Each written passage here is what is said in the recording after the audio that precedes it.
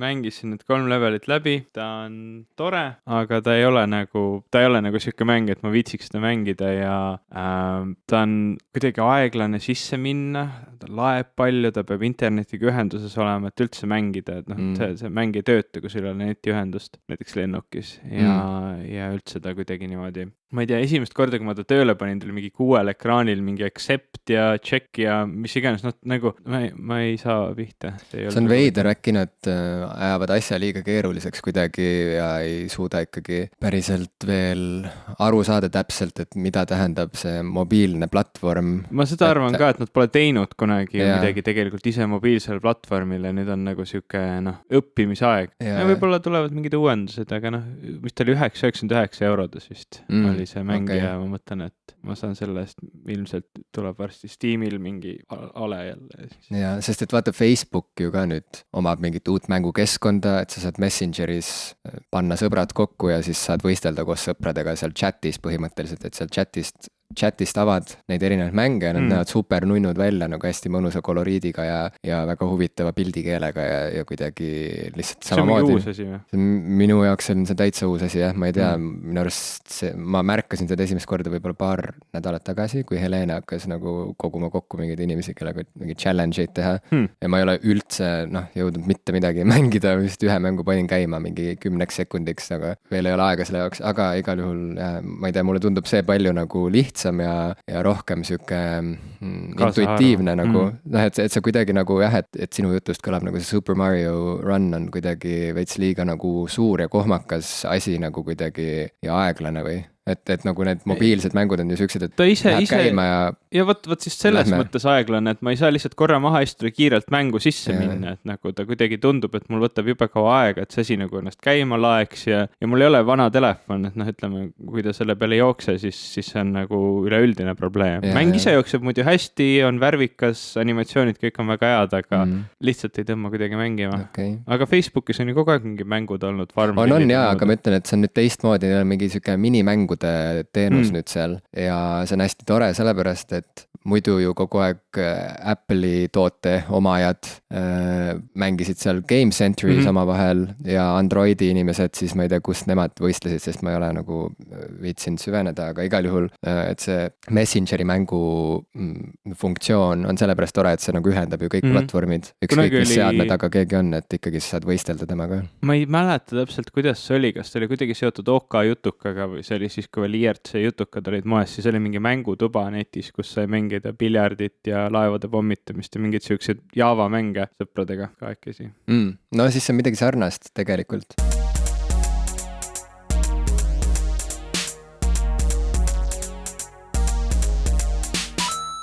Tere, minu nimi on Ivo Krustok. Tere, minu nimi on Jim Mashilevi. Ja te kuulate podcasti nimega Pop kultuuristi. Jim jooksis kokku. Aga no vähemalt sai huvitav ja äge. Meil on täna eriline saade tegelikult või ma ise tahtsin ta kuidagi eriliseks teha või meie tahtsime ta eriliseks teha, nii et järelikult kui ongi eriline, eks. No jah, sest et on jõuluaeg, kõigil on niikuinii teistmoodi tunne, on see siis halvem tunne või positiivsem tunne. See on igaühe individuaalne asi ja sellest me isegi ei räägi siin saates, sest et kõik räägivad niikuinii jõuludest kogu aeg igal sammul ja jõululaulud kõlavad ostukeskustes ja igal pool on jõulutuled, piparkoogi lõhn ja glögi vahutab pliitidel, nii et see on niikuinii, see on kõik taust ja sellele me ei pea eraldi keskenduma. Küll aga tundus tore teha väike erisaade selles mõttes, et me ei plära enam ise nii palju omal initsiatiivil, vaid kuulame kuulajat. Siis võtame telefonikõnesid vastu, meie number on siis Ivo, mis su mobla number on? Saladus. Kuidas nad helistada saavad? Oota, me ei ole otsesaade. Meile kirjutati, ma arvan, et see oli nagu selles suhtes mõistlikum, et kui nad oleks meile random aeg tal helistanud, oleks need küsimused kõik meelest läinud. Ja siis oleks pidanud kogu aeg salvestama, vaata, et kogu aeg, kui keegi helistab, paned kohe selle äpi tööle, mis salvestab su kõnet, et umbes siis nagu... pead küsima, kas tohib ja mingid autoriõiguste flyer'id asju täitma. See on nagu uuriv ajakirjandus tundus juba nagu pealtnägija saade, vaata, ühesõnaga, et pole mõtet, loeme siis kirju ikkagi. Jaa, me loeme küsimusi, mida meil on saadetud. Tegelikult ma alustaks kõigepealt ühe enda küsimusega. Sa rääkisid siin jõulutundest ja headest ja halbadest tunnetest. Kuidas sul endal on? Me rääkisime viimane kord, kuidas elu paremaks teha ja et läheks nagu kuidagi jälle rajale. On paremaks läinud, halvemaks läinud? Natuke halvemaks on läinud, aga samas... goal achieved. Ei, aga see ei ole sellepärast, et sa andsid mulle halba nõu, sa andsid väga õiget nõu. Ja kes ei tea, millest jutt käib, siis kuulake meie eelmist osa, kus ma palusin Ivalt nõu, kuidas elada, sest et ma vist enam ei oska õigesti elada. Aga lootust on selles mõttes, et see kõik on teinud mind ikkagi kogu aeg üha targemaks ja aina selgemaks saab, mismoodi on võimalik elada ja mismoodi on ka võimalik elada, aga on ilgelt halb elada. Nii et... Sa praegu kompad neid variante, et näha, et kus on nagu halvem või mis piirid on. Ma tahan, et millal põhi kätte jõuab, mind huvitab nagu see, et kui sügav see kaev on ikkagi see allakäigu kaev, tegelikult öeldakse allakäigu trepp, aga ühesõnaga, mina olen allakäigu kaevas. Põhi on ka kuskil. Sügav ämber. Kuule, kui ämber on nii sügav, et tundub nagu ta oleks põhjatu, kas see on siis ämber või toru? Oleneb. See on minu küsimus sulle. Kas tal ikkagi kunagi on põhi? Sa ei tea, seda on raske mõõta, eks ole, ta on nii sügav, kas see sõltub sellest, et kui seal kuskil ikkagi on põhi, siis ta ikkagi on ämber või? Ma arvan, et ämber on tööriist ja toru on ka tööriist, tal on erinev funktsioon. Ütleme, sa jaotad, kas tegu on ämbri või toruga tema funktsioonile vastavalt. Mõned torud, eks ole, on ka nii-öelda sellise tupikotsaga. Aga siis ta nagu ei täida enam väga toru funktsiooni. Kas ta siis muutub ämbriks? Ei, sest ämbril on oma funktsioon. Ämber on vee tassimiksi ühest kohast teise. Ja kui see ämber vett peab ja ei lase seda uuesti välja, sa saad ühest kohast täita ja transportida teise kohta ja siis seal kasutada, siis ta on ämber. Kui see on selline pikk toru, mille ühest otsast saab vee sisse lasta, teisest otsast välja, ta täidab seda funktsiooni, siis ta ongi toru. Et minu jaoks seal ei teki nagu küsimust. Aitäh selle väga põhjaliku ja läbimõeldud vastuse eest. Ma juba praegu tunnen, et see saatelõik lähebki meie kullafondi, et kui miski võiks säilida meie saatesarjast, kauges tulevikus, et aastal 3000, kui midagigi võiks säilida, siis see oli nüüd see minutine saatelõik, kus me arutasime seda eksistentsiaalselt, mõnes mõttes võib-olla kõige suuremat eluküsimust. Aga ma loodan, et ikkagi sul lähevad asjad paremaks. Aitäh sulle! Aga me võtame ette nüüd meie lugejate küsimused. Meil on siin nüüd terve posu küsimusi laua peal ja ma arvan, et oleks igati loogiline või kuidagi loomulik alustada Ronaldi küsimusest, sest et tema oli mäletatavasti esimene inimene, kes kohe tulistas meie poole kohe mitu küsimust. Ja juba puhtalt selle entusiasmi eest 10 sõbrapunkti ja võtame kohe eelisjärjekorras ette siis Ronaldi küsimuse. Ma vaatan, ta küsib hästi palju tehnilisi küsimusi. Aga võtame need järjest äkki, sest et siis saabki kohe selle teema nagu ühes tervikus kuidagi läbi võetud. Nii et alustuseks, kuna need on sellised küsimused, millele tegelikult sina, Ivo, oskad paremini vastata, sest et see tehniline pool on kõik sinu vedada, siis mina esitan küsimusi ja sina vastad. No teeme nii. Esimene küsimus. Kuidas ja kus te saadet salvestate? Me salvestame seda minu kodus Tallinnas. Nii, kui kaua võtab salvestamine aega? Salvestamine võtab tavaliselt aega kuskil 2 tundi. Oot, aga vaata, siin ongi see teema, et salvestamine ise võtab umbes paar tundi, aga kui nüüd võtta seda küsimust laiemalt, kui palju see eeltöö võtab aega, kui palju võtab aega see, et me leiame sobiva aja, millal üldse kohtuda, kui palju võtab aega see, et ma ühest linnast teise sõidan, kui palju see logistika, kui palju võtab aega see, et me arutame sinuga nädala jooksul neid erinevaid teemasid, saadame mingeid linke teineteisele, üritame aru saada, kuidas see Patreon ikkagi toimib. Et mulle tundub küll, et me tegeleme peaaegu iga päev kas või natukene selle saatega. Saate tegemisega küll, aga salvestamine ise, vaata lõpuks see salvestamine ise, kui panna liivakell kõrvale, siis umbes 2 tundi, aga jah, tegelikult ütleme, see on jällegi üks nendest võimalikest nagu töödest, mida sa võid teha nii põhjalikult, kui sa vähegi suudad ja see tähendab seda, et me võiksime seda ka teha nii, nagu see oleks meil täiskohaga töökoht. Ja tegelikult me ikkagi üritame panna siia sisse päris palju sellist aega ja energiat ka viimistlemiseks, et see saade ise ju, siin tulebki järgmine küsimus Ronaldilt, et kui palju te saatest välja lõikate ja see on väga hea küsimus, sest et mulle tundub, et eriti alguses sa ikka pussisid päris kõvasti selle kallal, et reaalselt ajada see jutt laduseks, sest et ega see jutt ei ole meil alati nii ladus, meil vahel läheb ikka juhe täiesti kokku, räägime mingit täielikku nonsensi,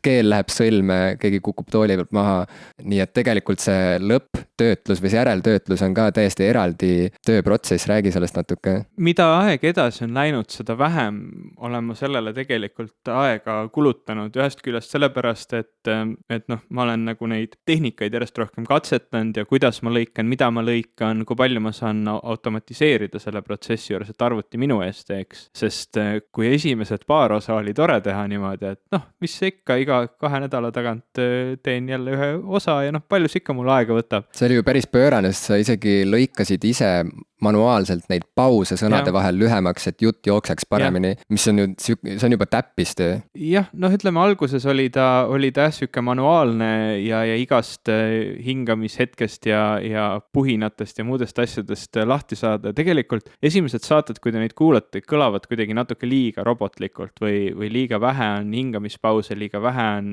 ruume on jäetud sõnade vahele. Et nüüd ma olen üritanud leida siukseid mõnusaid vahepealseid variante, et liiga palju ei oleks mingeid siukseid segavaid helisi ja tegelikult keegi tähele ei pane, kui ta lihtsalt kuulab, aga samas ka, et ma saaksin seda võimalikult ruttu teha, et praegu põhiliselt ma automaatselt teen sõnade vahelised pausid lühemaks, mul on seal paika seatud, mitu siis sekundit tohib 2 nii-öelda heli vahel see vaikuse hetk olla ja ma üritan sättida noise gate'i täpselt nii, et ta paneks mikrofoni nii-öelda lukku või vaikuse peale, siis kui heli langeb mingist nivoost allapoole, ehk siis ma juba üritan mingid hingamispausid sellega nagu kätte saada. See on siuke ohtlik värk, et siin mõnes osas on paar sõna lõppu kaotsi läinud ja ma püüan seda väga vältida, aga ütleme ka nii, et seda esialgset manuaalselt iga sõna juures pausi tegemist ja lõikamist ka enam ei saa teha. Ja nüüd ma olen hakanud pooleteise kiirusega neid podcast'e lõikama, et see ka kiiremini läheks. Ja kui niimoodi edasi liigume, siis varsti sa suudad ju mõttejõul monteerida.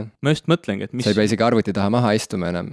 Siis me saame juba nii, et me istume maha, salvestame kohe ideaalse saate. Jah, laitmatu. Ja see on ka paremaks läinud, et iga kord on jälle nagu arengut näha, et me suudame rääkida selgemini, suudame natuke paremini seda oma häält kontrollida ja see on hästi positiivne. Ja see tuleb puhtalt ainult kogemusega. Kui nüüd sisust rääkida, siis tegelikult sellist reaalset sisu, mida tasuks kuulata, me väga palju välja ei lõikagi. Sellepärast, et me tavaliselt oleme mingil määral ajaliselt ikkagi piiratud, me tuleme, istume maha, alguses on natuke siukest jutuvadinat, mis tihtilugu on ka siuksed, tšau, kuidas läheb, mis te seal tegite, mingi siuke üsna hästi ebasiiras ja pealiskaudne, siuke, et tegelikult kumbagi ei huvita, kuidas teised läheb. Vaatame silmast mööda ja näpime telefoni samal ajal, saadame sõnumeid, on ju. Et keegi ei taha seda kuulata pärast saates, selle me tavaliselt lõikame välja. Ja kui on mingisugune lõik, mis sassi läheb korra, et selle me siis ka nagu proovime uuesti või lõikame välja, aga tavaliselt see, mida te kuulate, ongi see saade nii, nagu me seda teeme koha peal, et väga vähe on sellist, et see lõik täielikult või kogu see teema lendab välja, et seda aga vahel ikka juhtub ja vahel me viskame mingeid teemaplokke ka välja. Vist küll, jah, see tuleb praegu meelde. See on nii veider, kuidas vahetevahel ongi nii, et me lõpetame salvestuse ja siis vaatame üksteisele otsa ja kuidagi nendime nagu, et tavaliselt mina on see pessimistlikum pool, et ma ei tea, kas siit üldse midagi nüüd sai või ja siis ütlen, et kuule, et aga siis võib-olla selle teema võib täitsa välja visata, vaata, et seal ma ajasin mingit täielikku kägu. Aga ma pole seda minu arust kunagi nagu täielikult teinud, et ma olen mingeid teemasid kokku tõmmanud natukene, et seda ma olen küll teinud, et mingi siukse kõrvalteema, mis läks kuskilt välja, et ma olen ära jätnud, aga neid on küllaltki vähe olnud. Pigem on see siukse algusest nagu selle esialgse mahaistumise jutuvada nagu välja lõikamine. Ja võib-olla tegelikult, mis on olnud asi, mida me oleme pidanud õppima, ongi see, et saate puhul on täiesti okei rääkida lihtsalt konstantselt asjast ja kui teema saab läbi räägitud, kui teema on ammendunud, on täiesti okei minna kohe järsult järgmisele teemale. Et kõik see, mis teeb siukse inimliku argise vestluse loomulikuks, kus me kogu aeg juhatame teineteist ühelt teemalt teisele ja kuidagi vahepeal, ma ei tea, vabandame mingite asjade pärast või vahepeal küsime midagi muud või ütleme, et mul läks nüüd meelest ära, mida ma öelda tahtsin. Et kõik see siuke lisajura tegelikult on nagu vähemalt meie saate kontekstis täiesti ebavajalik, nii et me katsume hoida, et kui midagi lendab välja, siis need on pigem ongi siuksed need pisi täpsustavad laused, et kuule, mis sa arvad, kas vahetaks nüüd teemat või et millest me täna veel pidime rääkima, jaa, või ma ei tea, mis sa arvad, kas me räägime sellest või mitte, noh, et kõik see sihuke ütleme sihuke kõrvalarutelu, sellest me üritame vabaneda, et meil jääks saatesse rohkem aega selleks puhtaks sisuks, kus me ainult arutame asja ja teema saab läbi võetud, järgmine teema. Mitte seda, et okei, liigume nüüd järgmise teema juurde, vaid ongi teema lõpeb, ja algab järgmine teema. Et me ei kommenteeri seda järgmise teema juurde jõudmist. Et see alguses tundus võib-olla natukene nagu järsk, noh, sest et tavavestluses sihuke vestlusviis oleks väga järsk. Aga saates on täiesti loomulik ja noh, saated ju kõlavadki nii, kui neid selle pilguga kuulata. Jah, no selles me oleme ka kuidagi nagu õppinud seda asja, sest sina mulle ju päris alguse poole ütlesidki, et kuule, et sa ei pea nagu mingi hullult vaeva nägema, et lähme nüüd sujuvalt ühelt asjalt teisele, vaid et noh, lõpetamegi ühe teema ära, alustame, sul oli sellega nagu rohkem kogemusi. Nojah, see kogemus teletööga ja raadiotööga, need on andnud mulle selle kaasa ja ma juhatasin ka sind sinna professionaalse raadiosaate tegija teele, ja täitsa hästi läheb sul, Ivo. Ühesõnaga, kas saame aastavahetuseks blooperite episoodi, küsib Ronald? Pole vist neid blooperid väga, nagu ma ütlesin. Meil tegelikult on küll, ma arvan, nüüdseks ma arvan juba kogunenud igast naljakaid asju, ma olen täiesti kindel, meil iga kord läheb midagi väga naljakalt. Ma sõnastan ümber, ma ei viitsi neid lindistusi nii palju läbi kammida. No võt. Kusjuures mul ei ole ka, see oleks võib-olla tulevikus hea teha, et ma märgin ära, mis osad kust välja jäävad, sest mul ei ole mitte mingit andmebaasi sellest, mida ma välja lõikan. See on ainus viis, kuidas seda vähegi mõistlikku ajaraami sisse paigutada. Sest mul on nii-öelda alglindistus, see RAW, mis mul tuleb välja sealt lindistusprogrammist ja siis ma hakkan teda töötlema ja ma lõikan ta valmis ja see, mis sealt välja läheb, see lihtsalt ma kustutan ta ära, ta on seal algfailis olemas, aga nüüd ma peaksin täpselt teadma, mis nende kahe faili vahe on, nii et ma ei usu, et me hakkame tegema mingit hullu. Me paneme blooperid tavaliselt algusesse. Jah, tavaliselt ongi nii. Ja Ronald küsib veel, kas muna või kana? See on ka mulle. No? Evolutsioon on selline protsess, kus sa ei saa nagu tõmmata kahe liigi, ütleme, vahele väga selget joont, et see on selline graduaalne protsess, kus üks liik areneb kogu aeg mingis suunas ja kui me mõtleme sellele, et kana pidi sündima kanaeellasest, eks ole, et oli mingisugune lind, mida me tänapäeval, kui me võtaks ta kätte, kui ta eksisteeriks ja vaataks teda, et me arvame, et ta ei ole nüüd kana, eks ole, et see, see liik, mida meie nimetame kanaks, on nüüd ühel käel ja see, kellest kana arenes, on teisel käel, et me oskaks selle vahe ära tõmmata, et jah, et siin on kana ja see veel ei olnud kana, eks ole, see on see, mida me ette kujutame, aga evolutsioonis asjad on nii graduaalsed, et sa ei saa täpselt öelda, kus see piir nüüd tuli, millal kanaeellane sünnitas muna, kust sündis juba kana, nii et seal seda joont nagu väga selgelt ei saa tõmmata, aga põhimõtteliselt pidi kunagi kana pidi kunagi munema muna, millest sündis selline lind, mida meie nimetame kanaks. Et siis pidi muna varem olema. Saad aru, Ivo, ma lihtsalt kuulan ja sulan selles mõttes, et ma arvan, et sa peaksid tegema eraldi saate, siukse spin-off saate popkulturistidele, kus inimesed esitavad sulle siukseid nagu lolle, aga samas täiesti süvafilosoofilisi küsimusi. Siukseid, kas see või teine küsimusi, nagu mina küsin sult, et kas see on ämber või toru. Ja lihtsalt ongi, et sa istud seal mikrofoni taga ja vastad nendele küsimustele täpselt nii põhjalikult, nagu sa praegu nendele kahele süvafilosoofilisele küsimusele oled vastanud, see on super kõva. Ma ise tundsin, et kuidagi nõrgaks siis vastus, aga okei. Aga sa oled väga nõudlik enda suhtes. Liigume edasi. Johannes küsib lühikeses küsimuses väga palju asju. Vastame kuidagi nii, et tulistame lihtsalt täiesti üle mõtlemata ja nagu, muidu läheb juhe kokku ja muidu see saade venib 5-tunniseks. Kusjuures seda sarnast küsimust on teised ka küsinud, võib-olla natuke teise nurga alt vaatame, kui me nende teemadeni jõuame, kas me täpsustame, aga see on võib-olla tõesti siuke tulistamise küsimus. Lihtsalt tulista, ilma mingisuguse analüüsita, kui tahame mingi emotsionaalse röögatuse juurde panna, siis on okei, aga analüüsi ei lasku. Nii. Jim, mis on sinu top raamatud? Okei, kohe, oota. No näed, tulistamine on raske. oota, kas sa mõtled nagu, Johannes, sa ei saa küll vastata, aga kas sa mõtled nagu, kas top raamatud minu elus või top 5 raamatut sel aastal näiteks, aga no kuna ta ei täpsusta, et sel aastal, siis ta mõtleb vist, et elus. Okei, siis elus Chuck Palahniuk Fight Club, sest et see muutis mu elu ja tõi mind kirjanduse juurde, kuigi see ei ole mu lemmik Chucki raamat. Okei, ei analüüsi. Nii, järgmine raamat. Kedagi ei huvita. Pullerbi lapsed, Astrid Lindgren. Esimene raamat, mida ma vabal tahtel läbi lugesin lapsena ja oli väga tore. 3. Persereisk, see on nii raske. Hästi raske ongi neid nimekirju teha, eks ei tule meeldegi. Hakkad mõtlema, ei taha ju valesti vastata, aga okei, 3. ja see ei ole paremusjärjestus, lihtsalt see järjestus, mis järjekorras need mulle meelde tulevad. Aga 3. Bret Easton Ellis Glamorama, võib-olla kõige kõhedam, külmem raamat, mida ma olen lugenud. 4. raamat. 5 tundub kuidagi jube palju, eks ole raske. Väga karm. Tema on näiteks mitu korda lugenud. Johannes, näed, kui raske on, kui sa siukse küsimuse kirjanikult küsid. Siia me jääme. Johannes, sa lihtsalt nagu tegid mulle lõpu peale. Meil on vaja puhkust nüüd. Ivo, järgmist pühade ajal rohkem saateid ei tooda. Ma teen õhtusegi vahepeal valmis. Okei, sorry, ma tõmban käima uuesti selle...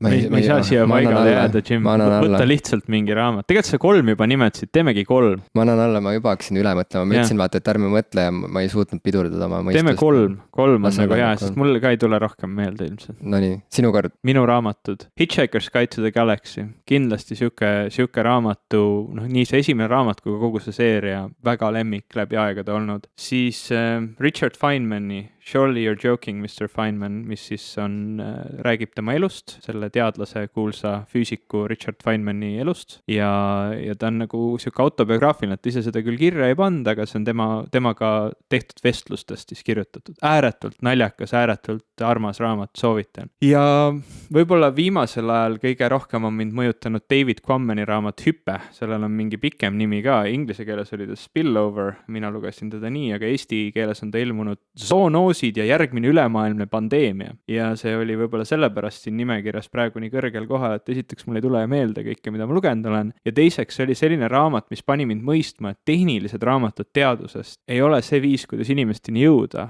vaid kui sa tahad teadusest kirjutada, siis kirjuta inimestest. Kirjuta seda läbi inimeste, kirjuta seda läbi sellise narratiivi ja see on David Quammani Hüpe on siuke raamat, mida ma kujutan ette, et sa ei pruugi üldse huvituda zoonootilistest haigustest ehk siis haigustest, mis loomadelt kanduvad üle inimestele. Sa ei pruugi huvituda viroloogiast või haigustest, pandeemiatest, aga sa võtad selle kätte ja see raamat räägib sinuga. Ta on National Geographic ajakirjanik, väga hea raamat. Vägev, sa vastasid nii palju ladusamalt ja normaalsemalt sellele küsimusele.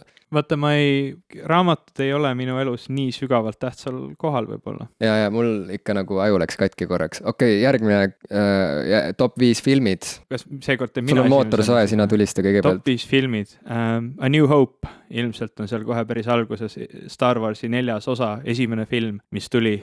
See on kindlasti väga kõrges aus minu elus olnud. Ma paneks siia otsa kohe jälle ka Back to the Future esimese filmi ja Indiana Jonesi esimese filmi. Need on olnud siuksed. Nagu jällegi, need ei ole väga siuksed tiibid, sügavad inimese elu muutvad filmid võib-olla, aga nad on täpselt see, mida ma filmist ootan. Seiklus, siuke äge lugu, midagi, mis viib mind kuhugi teise maailma, paneb mõtlema kuidagi teise nurga alt. Need on võib-olla 3 siukest kõige ägedamat filmi. Okei, ja enne kui ma filmide juurde jõuan, ma vastan siis, et Douglas Coplandi J-Pod raamatutest veel, mul jäi 2 raamatut mainimata.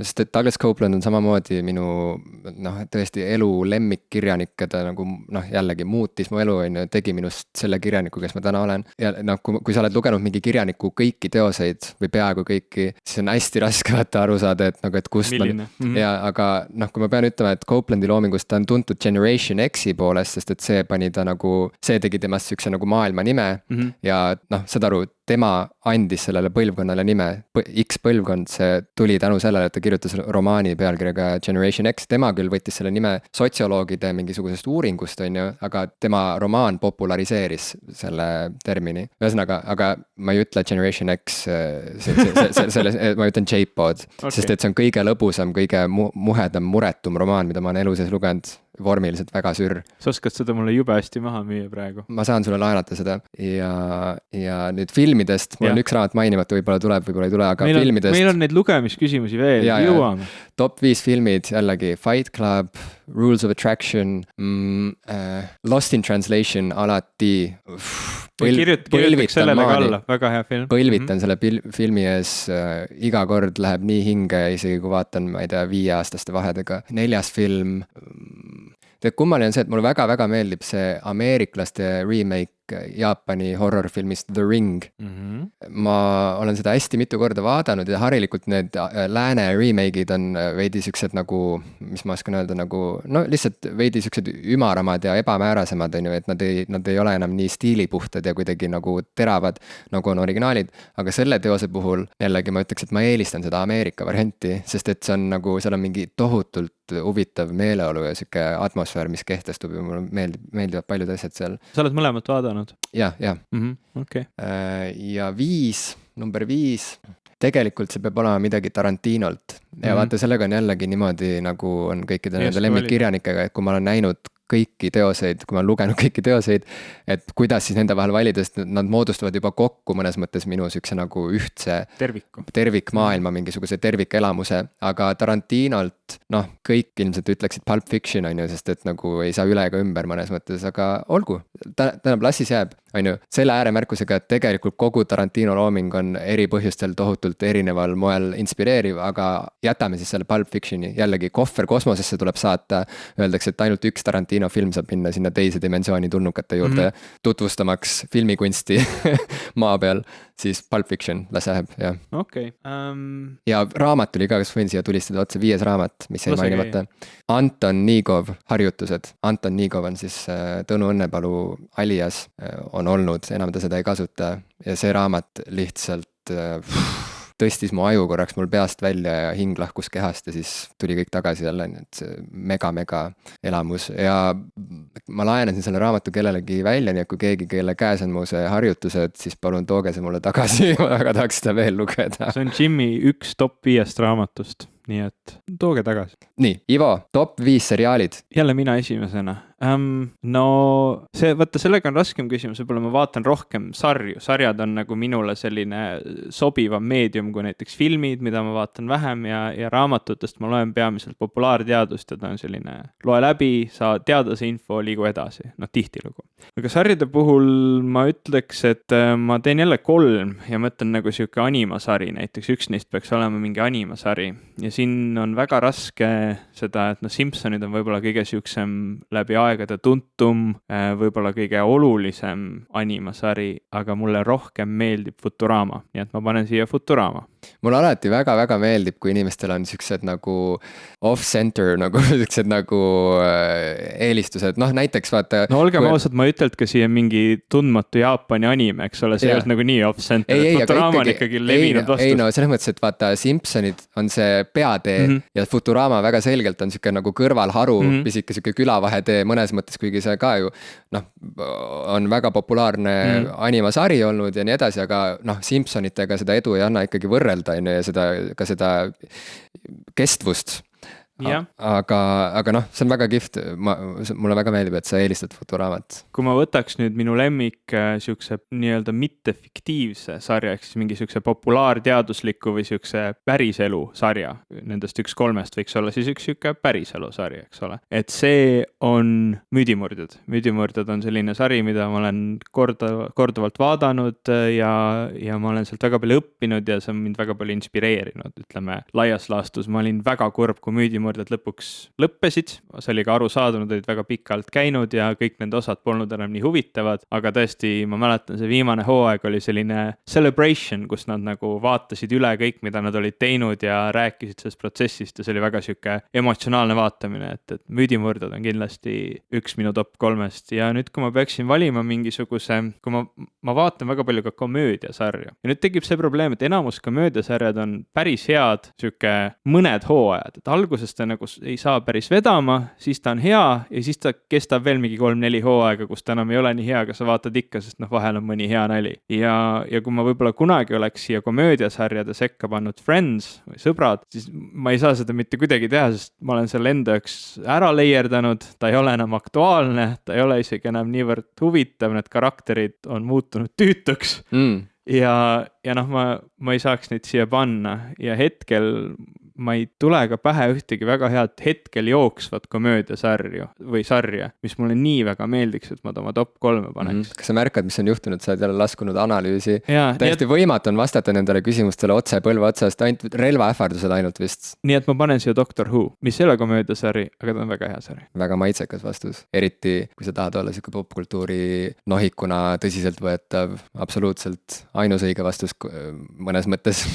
Star Trek oleks ka olnud, aga milline? Aga Doctor Who isegi rohkem. Tegelikult oleneb, kas sa oled rohkem siis siuke Briti sugemetega või Ameerika sugemetega popkultuuri nohik. Ja sinu sarjad? Kas sa ütlesid 5? Ma ütlen 3, ma ei hakka 5 tegema. See võtab juba sa ütlesid Doctor Who, sa ütlesid Futurama, sa ütlesid Müüdimurdjad ja siis sa natuke nagu juurdlesid Friendsi üle ja sa tegelikult natukene mainisid ka Simpsoneid, kui on ju, et siukse nagu tärnikestega ütleme nagu teatud tingimustel tegelikult tuli 5. Okei, teeme nii. Sest et vaata, see ongi alati keeruline, et kui sa ütled, et mingi asi on olnud oluline sulle ja võib-olla ta on väga-väga oluline olnud, aga kui sulle praegusel hetkel tundub see olevat nagu oma aja ära elanud, et siis kas on õige öelda, et tegelikult su elu plaanis, elu suuremas plaanis tegelikult see ikkagi kuulub sinna toppi, mis sest, et sa praegu enam, et see enam ei kõneta sind või ei kuulu, vaata, et kas sa võtad seda konkreetselt praeguse hetke mätta otsast, mis tegelikult tundub natuke vale, või sa võtad seda nagu üleüldse nagu top 5 of all time, on ju, et siis ju tegelikult ikkagi on Friendsil ja Simpsonitel ka oma koht seal. Kindlasti. Ja ütleme nii, et Johannes küsis 5, aga ma tõlgendan seda nagu, et ma räägin siuksest mõnest asjast, mis mulle kohe pähe tuleb ja mis mulle on meeldinud, et ma ei saaks öelda, et ükski nendest asjadest oleks nagu kindel, kui ma peaks maha istuma, analüüsima, kõrvutama, et see oleks minu elu top. Jaa, aga et samas... aga ma räägin mingist 3-5 asjast siis. Aga sellel on oma põhjus, miks see on esimene asi, mis sulle nagu pähe tuleb, kui küsitakse. Et see näitab midagigi. See on vaata nagu turundus reklaamimaailmas on igal brändil väga oluline olla nii tuntud nimi, et kui inimestelt küsida suvalistelt inimestelt erinevates vanusegruppides ja mis iganes sotsiaalsetest klassidest, et küsida neilt selle valdkonna kohta, et mis bränd sulle sellega seoses esimesena pähe tuleb, et kõigile on väga oluline olla nende esimeste seas, kõige olulisem on olla see kõige esimene, näiteks spordifirmad, mis on esimene spordibränd, mis sul pähe tuleb, iga firma tahab olla see bränd, mis tuleb inimestele esimesena pähe, isegi kui see ei ole tegelikult nende mingi lemmikbränd ja nende elu mõte, et ikkagi see on juba märk sellest, et see brändi uss on pugenud piisavalt paljudele inimestele pähe ja teinud sinna pesa. Kurat, kui äge mõte, kuule, proovime korra. Ma ütlen ühe asja, sina ütle esimese asi, mis sulle pähe tuleb. Suhkrujook. Coca-Cola. Hamburger. McDonald's. Väga lahe. Ei, ma mõtlen, aga see toimib. Saad aru, sa ei anna mulle aega analüüsimiseks ja see toimib ja ma võin nagu siin olla alternatiivne mees ja juua Fritz koolat või mida iganes, on ju. Aga näed, on ju. Šokolaad. Tupla tuli millegi pärast, kuigi ma isegi ei söö seda. Kalev, huvitav. Eestis on šokolaadiga veel natuke debatti, aga suhkrujoogi ja hamburgeriga on meil selge. On ju? No võt, saad aru, see on meil, ma arvan, et see on nii sügavale teadvusesse surutud, et see on põhimõtteliselt juba DNA-s ka. Kuule, sinu sarjad. Okei, top 5 sarjad. Friends. Jällegi, laskumata analüüsi, stop, analüüs. X-Files. Ei saa üle ega ümber. 6 Feet Under, täitsa perses raisk. Saad aru, see sari oli vist esimene, mis mind nagu murdis lausa. Ma vaatsin seda tõesti obsessiivselt ühel aastal, kui mul üks ülikool oli selja taga ja teine ülikool oli alles tulemas. Siis ma veetsin põhimõtteliselt aastakese hommikumantlis oma vanaema tagatoas ja siis ma vaatsin seda sarja. Ja kui see lõpuks läbi sai, siis see oli nii liigutav, et ma kukkusin nuttes põrandale öösel. Nii, 4. Päästjakooligel. Päästjakooligel. Kuidas on võimalik üldse mitte öelda päästjakooligel?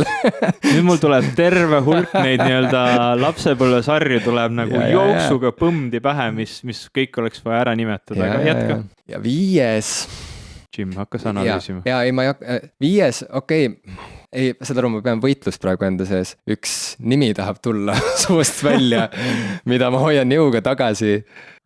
Sest mul on olnud väga konfliktne suhe sellega ja sa tead tegelikult, mis seriaali ma silmas pean, sest et ma olen jälle küsinud sult nõu, et kuidas üle elada seda kriisi seoses selle sarjaga.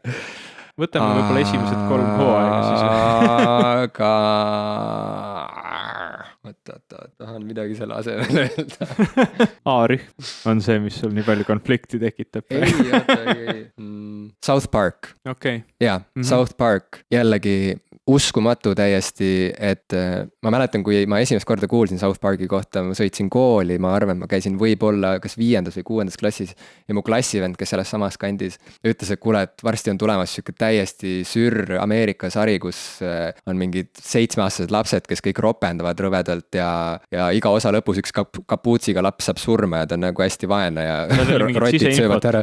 Ja et see tuleb varsti TV3 ja ma olin nagu what, vaata ja siis lõpuks tuligi TV3-s see esimene osa, mis mul on alatiseks meeles, vaata, kus Cartmanil tulnukad peidavad satelliidi talle perse ja siis lõpuks tuleb välja, eks ole, et ja no see on uskumatu, et noh, ma olin see väike koolipoiss bussis hommikul teel kooli, kui see sari tuli ja USA inimesed juba teadsid seda ja nüüd ma olen täiskasvanud inimene, ma olen 1 lapse isa, on ju, käin tööl ja värki ja endiselt see sari kõnetab ja endiselt see on päevakajaline, endiselt see on terav, kuidas on võimalik teha mingit teravat satiirilist asja nii, et see ei väsi ära, ei lähe nüriks. Uskumatu. Neil on olnud nii-öelda paremaid ja halvemaid hooaegu, aga läbivalt võib öelda, et see asi on pidevalt väga heas olukorras olnud ja ei ole tekkinud seda tunnet nagu paljude sarjadega, et alguses võttis aega, et läheb nagu hakkaks üldse pihta, siis oli hea ja nüüd on kehv, et noh tõesti, ta on hea siiamaani, vaatad kõige uuemaid osasid ja ikka. Ta on hea.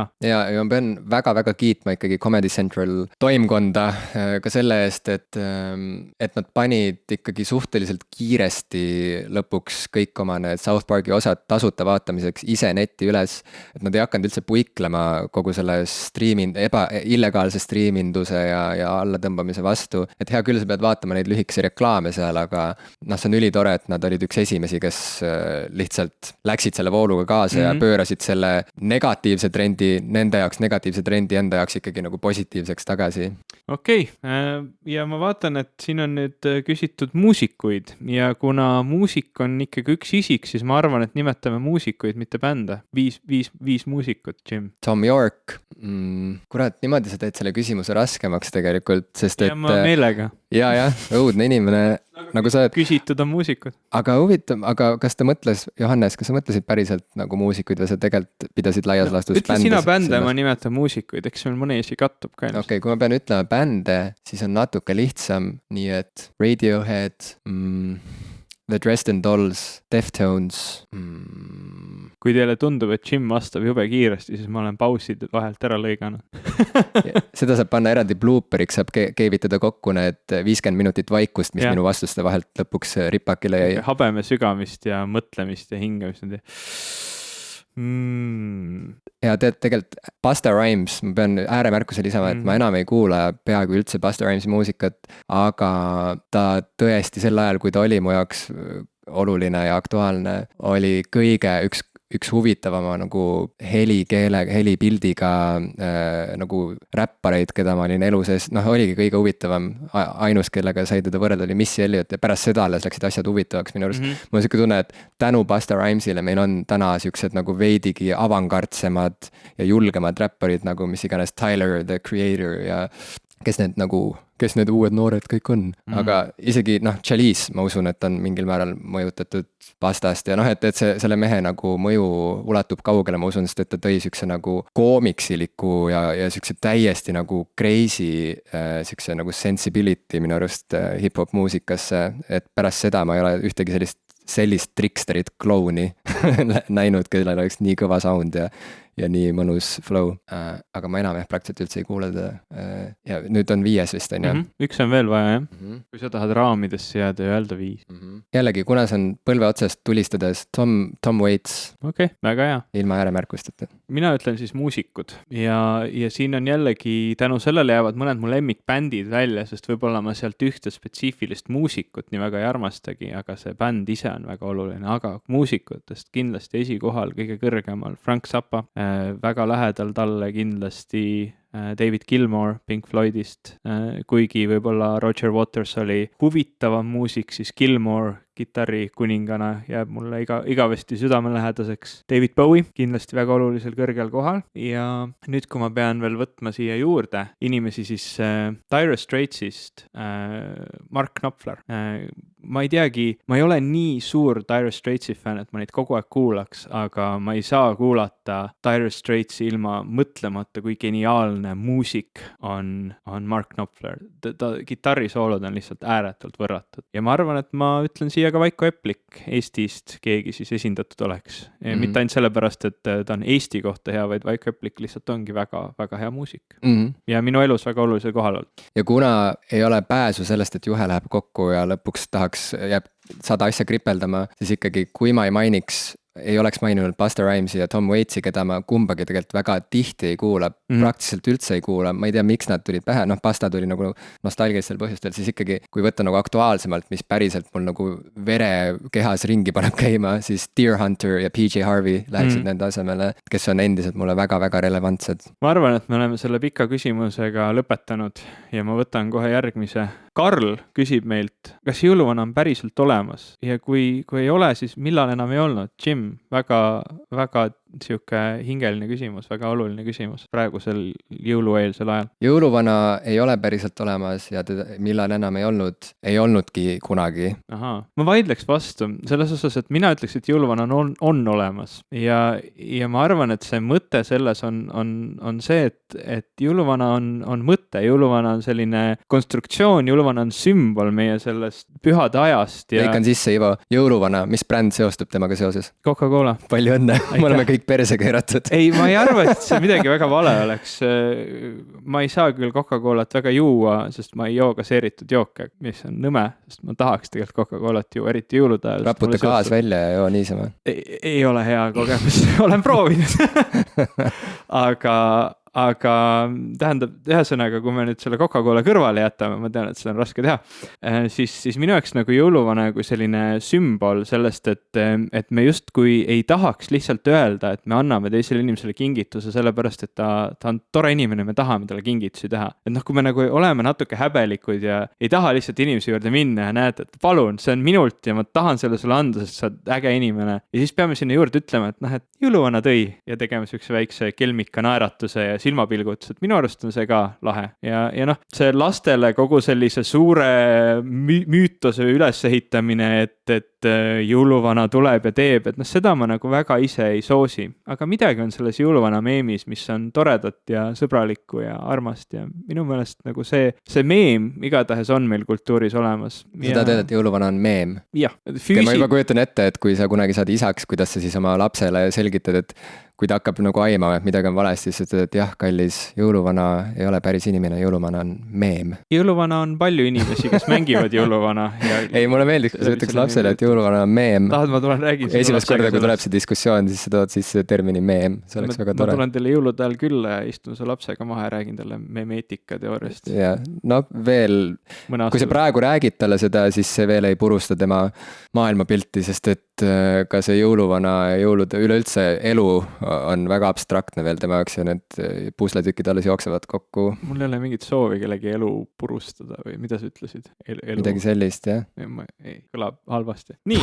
Võtame kellegi teise. Küsi. Nüüd me saame nagu hüpata küsimus. Jaa, küsi veel midagi. Küsi. Ivo, Mirjam küsib, räägi oma tööst Keskkonnaministeeriumis. See on nii põnev teema. Ma võiks hästi pikalt sellest rääkida, aga ma ei hakka, sest ma arvan, et kõigil hakkab igav. Mulle meeldib, et see küsimus jätab sulle nii palju vabadust, et tegelikult sa võid ise täitsa sa valida, mis aspektidest selle töö puhul praegu teemaks tulevad? Ma tegelen küllaltki siukse kitsa teemaga, mittegi nii väga laialivalgud. Vahel mul on ülesandeid erinevaid, mis mul on ette tulnud ja ma olen tõesti saanud kohe väga erinevaid teadmisi endal proovile panna seda tööd tehes, igasugused kirjutamisest kuni väga tehniliste asjadeni välja. Aga minu põhitöö on muuta Eesti tööstusettevõtteid ressursitõhusamaks. See tähendab seda, et nad kasutaksid vähem ressursse, vähem loodusressursse ja saaksid ikkagi kas siis samaväärse tulemuse või isegi veel parema tulemuse. Et eesmärk on selles, et tänapäeval, kui meie majandus kasvab, siis kasvab kahjuks sellega koos ka koormus keskkonnale, eks ole, et selleks, et teha rohkem mingisuguseid asju, mida me tahame maha müüa, peame me võtma loodusest rohkem ressurssi ja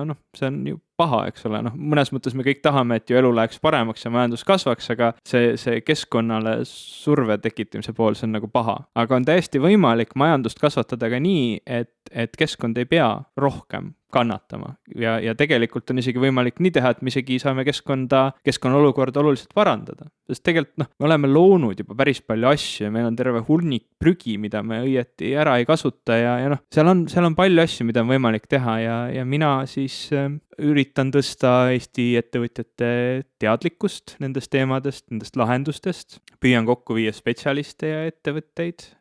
Püüan siis nagu vähemalt nende spetsialistide olemasolu ka aidata teadlikuks teha, kuigi ütleme, need spetsialistid ise on ka väga edukad enda toodete müümises, sest tegelikult ei ole ettevõttele raske maha müüa seda mõtet, et me teeme teie protsessi tõhusamaks, teil kulub vähem raha ka sealjuures, te säästate ka raha, mitte ainult loodus. Nii et seal ma nagu püüan siukseid tehnilisi lahendusi viia ettevõtjatele, et nad saaksid tõhusamalt oma tööd teha ja see on meile kõigile, ma usun, päris hea lahendus, ma loodan. Vaat, siuke töö on. Kui eelmine küsimus oli otse mulle suunatud, siis ma küsin nüüd otse sulle suunatud küsimuse. Jim, missugune on näitlejate lavanärv? Kas see on kuidagi teistmoodi kui mitte näitlejatel? See on ka Mirjami poolt. Tegelikult, kui aus olla, siis suurem osa näitlejaid, kellega ma olen sel teemal rääkinud või keda ma olen kõrvalt näinud tööd tegemas, on ikkagi ilged põdejad ja selles mõttes on naljakas, kuidas ja samas igati arusaadav, miks inimesed ikkagi arvavad, et näitlejad pigem on jube head sotsialiseerujad, jube head esinejad, ühesõnaga, et nad just nagu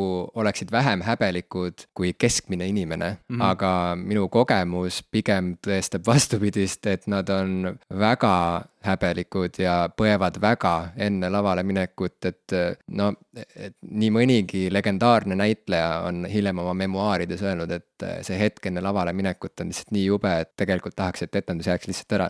Mina ei ole seda päris niimoodi tundnud küll, aga kui on mingi keerulisem lavastus, siis tõesti mul on nagu alguses siuke tunne, et kas tõesti või kas me tõesti lähme praegu seda tegema. Näiteks Vanemuises Otello, mida ma praegu veel mängin, see on ikka korralik maraton selles mõttes, et ma ei saa minna sinna lavale niisama, nagu et tõusen diivanilt püsti ja lähen. Jooma paar pitsi viin enne või mis see tähendab? Ei, ma pean käima jooksmas ja ma pean tegema hääle korralikult soojaks, ma pean oma mõtted viima nagu õigele lainele ja ikkagi see hetk, kui ma pean lavale astuma, see on siuke tunne, nagu hakkaks slaalomit sõitma võib-olla, ma ei ole tegelikult slaalomit kunagi sõitnud, aga nii palju, kui ma olen telekast näinud, mulle tundub, et see võiks olla midagi sarnast, et ühesõnaga, et mingi pall hakkab veerema, ja siuke tunne on, et okei, meie peame nüüd juhtima seda veerevat lumepalli kuidagi niimoodi, et see jõuaks ühes tükis sinna alla, aga kuidas seda teha, see on igal õhtul selline väljakutse, et see kõlab jubedalt, seal on väga palju nagu vahvat ka muidugi ja siukest nagu lõbusat ja toredat, aga see lavanärv, ütleme nii, et laval olla juba on hea, aga see, mis sellele eelneb, on kõik ikka nagu üks korralik eneseületuste jada, et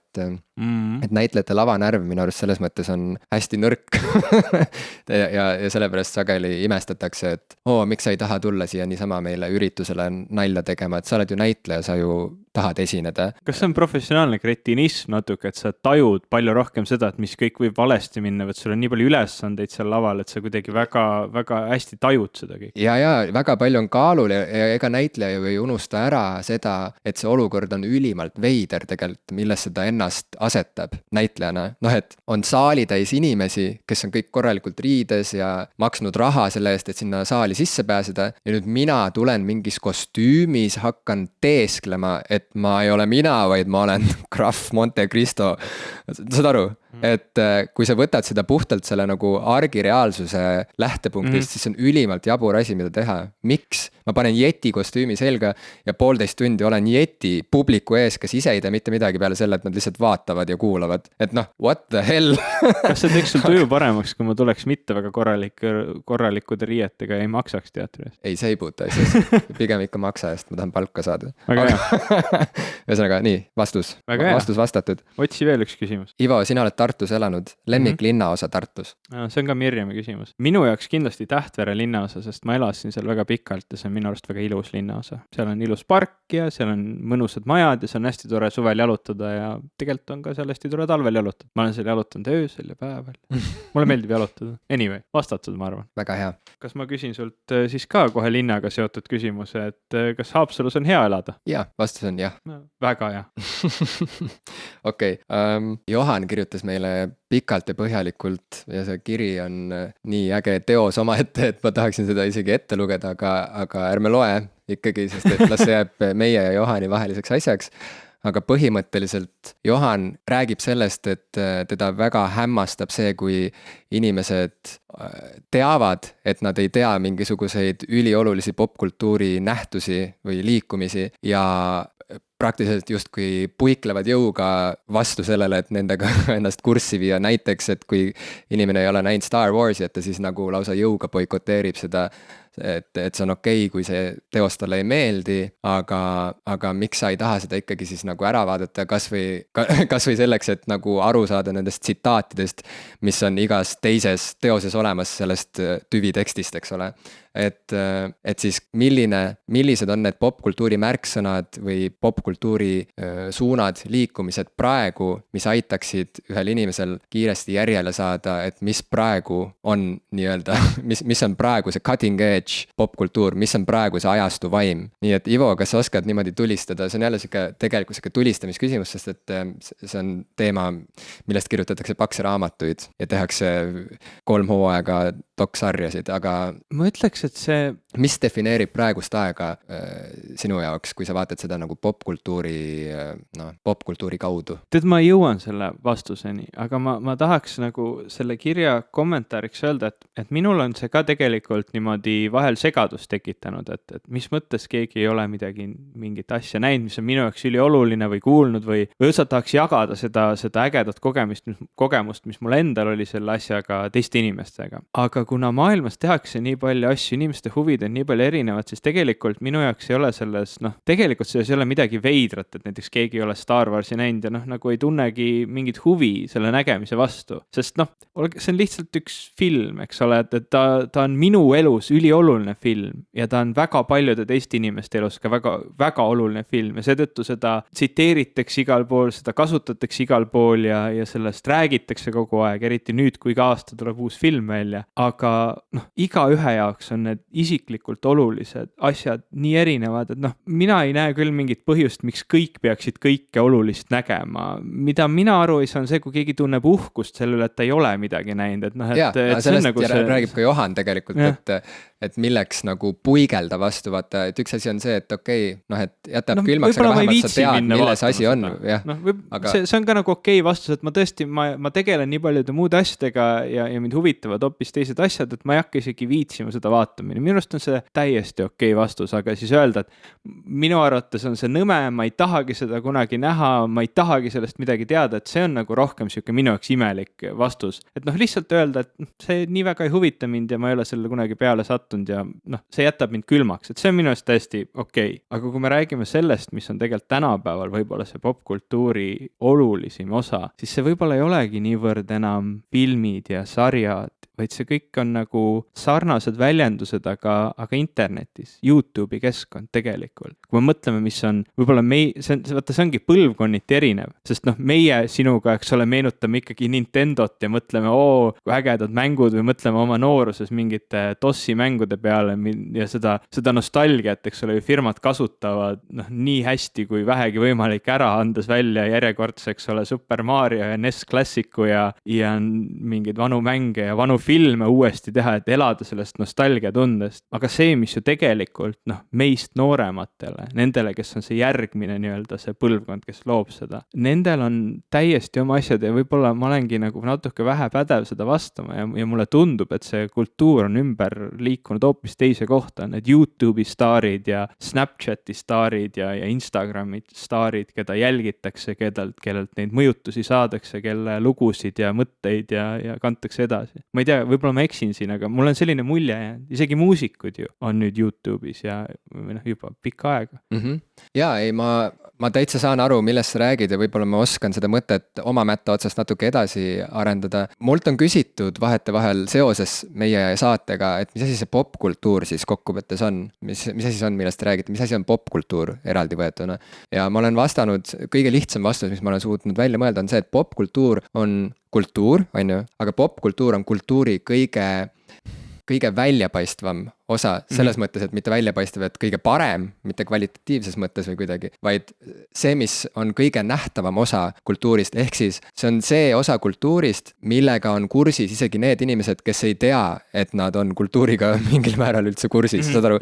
Inimesed, kes ei pühenda oma päevades eraldi aega sellele, et uurida, mis toimub meie kultuuris, kui isegi need inimesed on kuulnud sellest asjast, nagu näiteks Star Wars on, ütleme kindlasti siuke asi, või Simpsonid, inimeste vanavanemad isegi tegelikult nagu on kas või mööda minnes kuulnud pealkirja Simpsonid, et see on popkultuur. See ja tegelikult selles mõttes ongi see popkultuuri ja kultuuri erinevus veel edasi minnes, see seisneb selles, et kultuur on rohkem nagu see vundament, mulle tundub, see, mis nagu tekib ajaga, mis tekib kihi haaval natuke nagu natuke nagu on soopinnas tekkinud või kuidas turvas ladestub, eks ole, saad aru, et see tuleb nagu ajaga väga aeglaselt ja see on siuke nagu, see on see pind, millel kõik muu püsib, soos väga ei püsi seal pinnal, aga saate aru, võtame tingimustega seda metafoori, aga et popkultuur on see, mis on ajas pidevalt muutuv, kergesti ümbermängitav, kergesti ümber defineeritav, selle kooslus või selle nagu need eredad tähed kogu aeg muutuvad ja selles mõttes ongi Johani küsimus tohutult keeruline, et ta tahab teada, et mis on see praeguse aja, ainult ütleb ajastu vaim, aga tegelikult popkultuurist rääkides isegi nagu see aeg taandub võib-olla ühele päevale tegelikult, see on natuke isegi tänapäeval läinud nagu nii kreisiks, et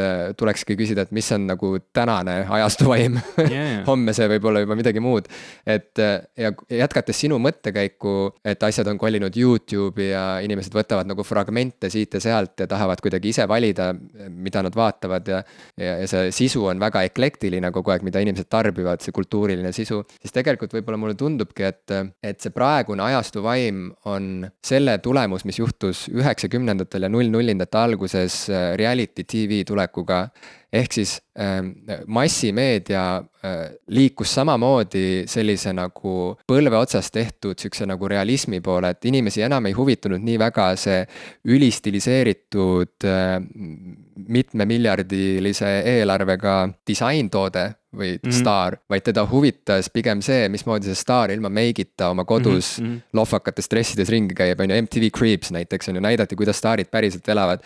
Oli tore lihtsalt vaadata, kuidas on ju koos Exhibitiga, ma ei tea, Metallica frontman on ju, või trummar kõnnib oma tagaaias, ma ei tea, plätudes on ju ja räägib This is where the magic happens. Ja seal veel muidugi on ju päris palju seda sükest Empire, British Ellisel on süke eristused Empire ja post-Empire kultuur nagu, aga et see on ka süke Empire veel, aga ma arvan, nüüd me oleme eriti veel liikunud sinna, kus nagu see ise pildistan, ise teen, nagu see süke DIY kultuur on täielikult üle võtnud ja ma olen nõus sinuga, Ivo, et tõesti, et kui sa tahad teada, mis praegu on nagu popkultuuris oluline, siis sa peadki vaatama reaalselt nagu nende lihtsate inimeste poole, kes toodavad seda veidi rohmakat, veidi koleda käekirjaga tehtud sisu, mis ometi pakub inimestele nii väga huvi, sest et neid huvitab nagu see toores info. No hägune natuke see jutt, aga Johan mainib ka oma kirjas 9gag'i näiteks. Ja 9gag oli ju suur siuke meemikultuuri platvorm, ühel hetkel ta nagu põhjustas siukse nagu suure plahvatuse, kõik hakkasid meemidest nagu tohutult huvituma ja scrollisid telefonis neid läbi. Ja nüüd on meemid ju kolinud igale poole, igal pool sotsiaalmeedias liiguvad meemid ja ka Instagramis ma olen hakanud jälgima mingisuguseid meemitegijaid. Ja kui me vaatame, missugune on üks meem, siis meemid on ka ju väga koledad nagu esteetilises mõttes. Need näevad välja... Suur impact font valgega peale, eks ole, topitud. No need meeme on ka erinevaid, on ju, et neil on ka tekkinud mingid omad nagu žanrid ja erinevad liinid, on ju, aga kui miski nagu ühendab kõiki meeme, siis see ongi see, et see toores väljanägemine, et sa näed, et okei, selle meemi kokkupanemisel vist ei kulutatud rohkem kui minut on ju maksimaalselt arvutit, aga oluline ongi see toores sisu, et see klanitud pealispind, sellest on saanud see nišš nüüd. See on saanud niši tooteks, et kui mis iganes, et see, et Beyoncé siiamaani üritab teha selliseid suuri muusikavideoid, annab välja videoalbumi, on ju, mille puhul sa näed, et see eelarve on olnud seal lihtsalt nagu uskumatu. Eesti riigi aasta eelarve on pandud Beyoncé videoalbumi tegemisse. Et siis minu arust sellest on saanud niši toode, samas kui kunagi see oli standard mõnes mõttes, siuke industry standard, et staarid on olemas ja siis lihtrahvas vaatab suu ammuli, on ju. Ehk siis jah, et ütleme nii, et tänapäeva popkultuur on see, mida sa näed selle inimese telefonist, kes sinuga koos bussis sõidab ja oma telefoni näpib. Kui ta mängib seal Candy Crushi, siis see on täna see zeitgeist. Kui ta scrollib seal midagi muud, siis see ongi, popkultuur on pudenenud laiali inimeste taskutesse ja kellelgi ei ole nagu seda täit ülevaadet ja täit tõde, aga igal juhul see on liikunud mingisugusesse süksesse nagu põlve otsas kõigile kättesaadavasse odavasse toorusesse, mis on samas nagu oma sisult ja mõjult hästi nagu kiirelt mõjule pääsev. Kiirelt kõnetav. Ütleme, tänapäeva inimest kõnetab rohkem PewDiePie kui Sõrmust isand, ilmselt. Täpselt. Et selles suhtes huvitav mõelda. Ma selle 9gag'i juurde veel mainiks, et minusugune Redditi suur austaja, et Redditis on siuke kultuur, et ikkagi 9gag'i peetakse selliseks küllaltki mõttetuks kohaks, kust kõik Redditis välja mõeldud asjad, see on see, nagu nemad ise endast mõtlevad, et kõik head Redditis välja mõeldud asjad, eks ole, varastatakse 9gag'i lõpuks jõuavad kellegi Facebooki seinale, mis enamasti ei ole küll tõsi, aga Reddit on võib-olla hea koht, kus tänapäeva popkultuuri suundadega ennast teadvuses hoida. Ma ei tea, see oli kuidagi mõttetu lisandus siia. Ei olnud. Me mõlemad ju praegu üritame vastata väga keerulisele küsimusele, mis tegelikult eeldab suurt järelemõtlemist, suurt analüüsi. Aga kui me juba täna tulistame siin, siis miks mitte? Ma lisaks siia otsa veel, et mulle väga on meeldinud see, kuidas Michael Pachter, kellel on Sifted.netis oma selline nagu videosaade, kus ta igal nädalal vastab vaatajate küsimusi videomängutööstuse kohta. Eks ole, ta on nagu ta on börsianalüütik, ta teab nagu selliseid majanduslikke tagamaid suurte mängufirmade puhul ja oskab vastata nagu siukse nagu väga huvitava nurga alt mingitele nagu videomängukultuuri puutuvatele küsimustele ja siis keegi küsis talt, et nüüd, küsimus oli midagi sellist, et kas videomängudest on nüüd saanud mainstream, et tegelikult ju kõik mängivad ja kõik teavad ja siis ta ütles, et ei, et videomängud veel ei ole tegelikult mainstream. Jah, nendele videomängu huvilistele see võib tunduda, et videomängud on kättesaadavamad kui kunagi varem, valik on suurem kui kunagi varem, videomängude messid on massiivsemad ja võimsamad kui kunagi varem ja kõik see, aga kokkuvõttes jällegi see taandub sellele, et kas su vanaema teaks ise oma peaga mõeldes kinkida sulle näiteks, ma ei tea, Uncharted 4. Et see nii see ongi, et kui ma alustasin sellest, et kui popkultuur on see kõige nähtavam osa kultuurist, siis vahel mind tõesti vahel aitabki see, et kui ma mõtlen, kas mu vanaema saaks sellest aru või kas mu vanaema teaks, et kui see signaal mingisugusest filmist, mis iganes mingist nähtusest on jõudnud temani isegi, kes ei jälgi absoluutselt seda meediat, mida mina jälgin, kes ei käi internetis ringi Redditis või 9gagis on ju, kes elab nagu selles mõttes täiesti teises infoväljas, kui isegi tema teab, no vaat siis see on popkultuuri pomm. See on huvitav tõlgendus praegu, sest see piir üks hetk muutub sellelt, et mingi hetk sa enam ei mõtle sellele, kas mu vanaema seda teaks, vaid siis hakkad mõtlema, kas mu laps seda teaks. Vaata, et see nagu flipib ümber. Jällegi ma ütlen, see Johani kiri on väga nagu rikkalik pinnas, kust nagu minna edasi ja siit saaks täitsa nagu omakorda siukse erisaate teha, aga Johan ise ka räägib, et ta või noh, see küsimus seisneb selles, et kuidas vältida seda, et ma ise ei muutu siukseks nagu ebapädevaks vana inimeseks, on ju, et mismoodi surfata edasi ikkagi sellel ajastu lainel, eks ole, ja noh, vaat sul on õigus, Ivo, ma arvan, et mingeid piire nagu sa ei saagi tegelikult, sa ei saa igal pool olla, nagu sa ei saa igal pool tunda nagu nii kodus. Palju asju, sest kui sa mõtled, noh, eks ole, detsembrikuu on praegu, mine vaata kinos uut Star Warsi, sellepärast, et see on praegu jube oluline teema ja jällegi siuke suur film ja ma ei tea, ilmselt tuleb miljard kassas ära ja mida iganes, eks ole, suvel sa pidid mängima Pokemon Go'd. Paar aastat tagasi sa pidid lugema 50 Shades of Grey'd. Enne seda sa pidid lugema Harry Potterit ja nii edasi, eks ole. Nii palju on kogu aeg neid asju, mis on nii-öelda maailma ühiskonna meelsuses ja see oleneb nii väga kultuuriruumist, kus sa elad. See oleneb sinu enda sellest mullist, kus sa elad, sinu vanusest, sinu sõpradest, sinu huvidest. Kõigega ei jõua lihtsalt järge pidada ja kui sa ei tahtnud suvel Pokemone taga ajada, no fine, eks ole, sa ei pidanudki seda tegema. Ja ilmselt ei juhtu sellest ka väga palju midagi, et sa ei tea, mis asi see Pokemon üldse on. Jaa, aga ikkagi mulle tunneb, et siuke nagu realness, siuke läbipaistvus, selles mõttes, et sa enam ei peida ennast mingi brändi taha, vaid sa näitad, et seda brändi teevad inimesed, on ju, et see on see minu arust, mis nagu endiselt veel lõikab ja mis on endiselt nagu oluline, ongi just nimelt see nagu see tõelisus, et ole tõeline, ole päris. Ja isegi kui sul ei ole vahendeid, et teha nagu ägedalt oma videoblogi, et see nagu ei saa takistuseks, kui videoblogi näeb rõve välja, sest kui see on nagu tõeline, kui on näha, et see on autentne ja nagu noh, siiras, siis see on see, mis praegu nagu on endiselt minu arust nagu siin ajastu vaimu kohaselt nagu tähtis. Jah. Ma võtan vahelduseks ühe lühema, lihtsama küsimuse Karlilt jälle. Vaata, kui te ei ole veel kuulnud oma küsimust, ärge muretsege, me võtame kuidagi väga suvaliselt siin. Karl küsib, et jällegi jõuluvaimus natuke kinkekaart, kas mõistlik või mõttetu jõulukingitus? Väga-väga mõistlik, väga-väga mõistlik. Ma saan aru sellest, kuidas vahel on jube külm tunne kinkida kellelegi ümbrikus raha lihtsalt või et see kinkekaart on ju põhimõtteliselt sama asi, et sa kingid raha. Aga kehvem, sest raha sa saad kasutada igal pool ja ta ei aegu. Samas jällegi, kui sa tead, et mingi inimene on väga vajanud näiteks uut, ma ei tea, spordivarustust on ju, ja ta kogu aeg on kurtnud nagu, et tal ei ole raha ja sa kingid talle spordipoe, et noh, oleneb, et ka seal saab panna natuke mööda, on ju, et kui ma kingiksin sulle, Ivo, noh,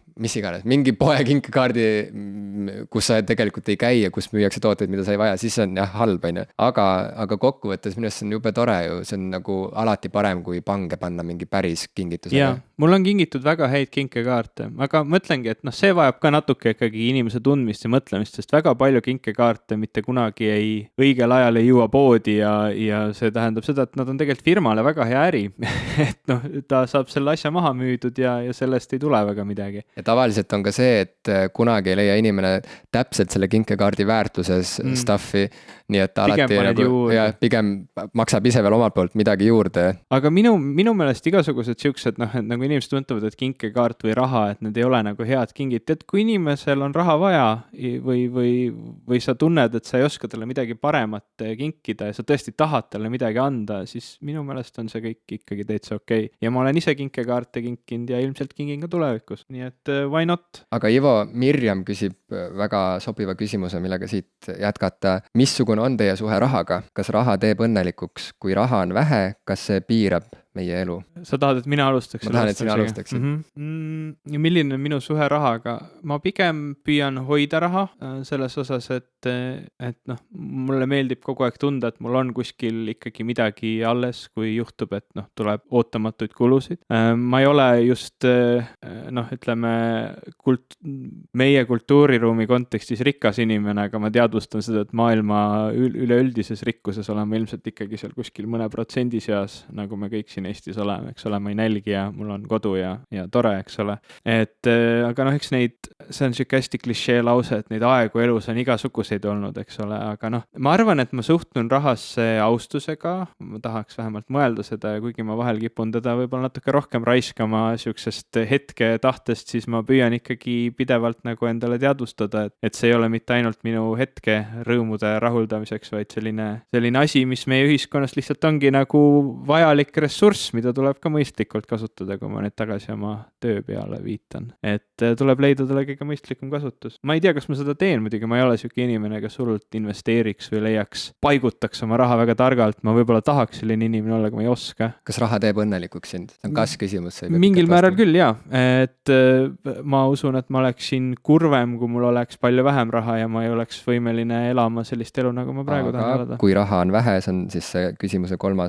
tagumine ots. Kui raha on vähe, kas see piirab meie elu? Mõnes mõttes piirab, mõnes mõttes mitte. Et alati on võimalik, ütleme, see ei ole see ainuke takistus, mis su ees seisab, on väga palju asju võimalik teha ja nii ühte kui teistmoodi, aga kuna me elame ühiskonnas, mis eeldab teatavat sissetulekut, ütleme, sind ümbritsevad inimesed mingil määral eeldavad sinult mingisuguse finantsolukorra olemasolu, siis see mingis mõttes piirab kindlasti sinu valikuid, et noh, päris ma nii siukseks lillelapseliseks selle mõttega ei läheks, et tõesti ilma rahata on täiesti tore ja rõõmus ja lahe olla ja mitte midagi halba sa ei tee, et raha toobki ainult kannatust kaasa, et sa pead arvestama seda kultuuriruumi, mis ümber on ja seda nii-öelda eeldust, mis sinu kohta tehakse, kahju või õnneks, ma ei tea, mis sina arvad? Ma olen kunagi võtnud kuskil, ma ei tea, kas Delfi noorteportaalis või kuskil sõna raha teemal ja sain kohe peksa kommentaariumis. Sa kirjutasid siukse lugeja kirja või? Ma ei mäleta, võib-olla see oli intervjuu, ma ei mäleta enam, aga igal juhul ma ütlesin seal välja sellise asja, et inimesed, kes teevad ainult raha pärast tööd, elavad õnnetut elu ja loomulikult arvestades seda, mis süvenemisastmega inimesed tavaliselt loevad seda sorti portaale ja nii edasi, siis kõlama jäi ja see tehti ka selleks nagu esilehe tsitaadiks nii-öelda. Kõlama jäi see, ma arvan, et kõlama jäi see, et Jim Ashilevi väidab, et inimesed, kes teevad raha pärast tööd, on õnnetud. Sa ütlesid ka just selle lause muidugi, nii et aga see nüanss, vaata, oli ju seal see, et kes teevad ainult raha pärast tööd. Saad aru, et ma tahtsin öelda seda, et rühkida ainult selleks, et kõht saaks täis, siis järelikult see elu ei ole nagu väga hea kvaliteetne. Aga kui see töö ise on nii oluline osa su elust, et sa tõesti saad sealt tagasi ka midagi muud peale raha, et siis põhimõtteliselt sa oled juba õigel teel. Et see oli see, mida ma tahtsin öelda. Aga see absoluutselt ei tähenda seda, et raha oleks kuidagi tähtsusetu, seal keegi ütleski kohe nagu, et see on ju vati sees kasvanud inimene, kes nagu enne seda juttu räägib. Mingi näitleja. Et ma ütlen, et minu taust on selline, et minu peres on alati olnud raha liiga vähe ja nagu kitsad olud ja rasked ajad on mulle tuttavad, mitte küll nii tuttavad kui mu vanaemale, kes on pisarasilmi rääkinud mulle lapsepõlves, kuidas ta ema, ma ei tea, korjas kartulikoori maast, et nagu midagigi oleks süüa ja et siuke nagu, et see kes nagu sõja ja ekstreemsust loomulikult ma ei ole üle elanud, aga kitsikus ja nagu rahalised probleemid on saatnud mind nagu terve mu üleskasvamise aja ja tegelikult tänu sellele ma arvan, ma suhtun rahasse tegelikult väga tõsiselt et ma ühest küljest ei tähtsusta seda kunagi üle selles mõttes, et ma nagu minu siht siin elus ei ole saada miljonäriks, aga ma väga selgelt nagu saan aru, et mis vastutus igal inimesel on, et mitte muutuda teistele koormavaks, et tagada oma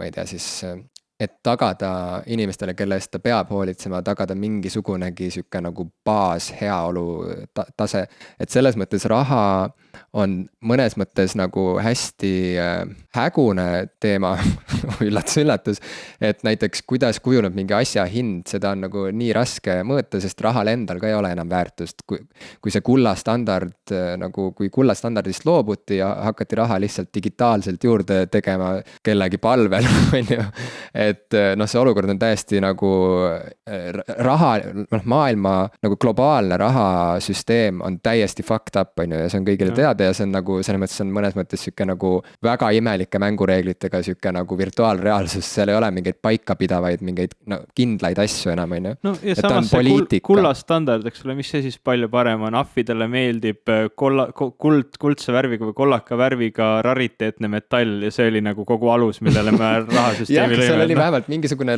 seos, vaata, raha on täpselt nii palju, kui on seda kulda. Mis sa selle kullaga teed, see on lihtsalt järjekordne metall, ega ta ka ei ole väärtuslik, kui ma saan aru, et ma ei tea, sa ei saa seda süüa, kullast maja ka ei ehita. Vaata, okei, see oli vähemalt veenev näilisus, on ju. Aga nüüd ei ole isegi seda enam, saad aru, et monkeys like shiny things.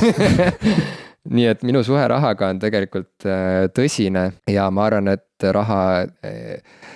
raha mitte ei tee õnnelikuks, vaid ta nagu teeb lihtsamaks, ütleme, õnneliku elu elamise. Ja kui raha on vähe, kas see piirab meie elu?